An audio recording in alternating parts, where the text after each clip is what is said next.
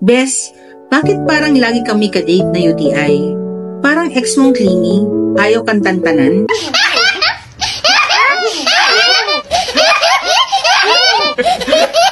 Okay, real talk time. Para iwas UTI, tandaan ang mga ito. Drink a lot of water. Hindi milk tea, hindi iced tea, tubig bes. Para banlaw ang mga bakterya. Ihi after sexy time para flush out ang intruders. Hindi yan mawala si jowa, promise. White front to back. Hindi pa crisscross, iwas lipat ng germs. Avoid feminine washes with harsh chemicals. Hindi kailangan amoy lavender si girl down there. Wear cotton underwear kasi hindi healthy mag-marathon si bakterya sa mainit na panty. At huwag ka na magtiis girl. Kapag masakit ang pag-ihi, patingin na agad.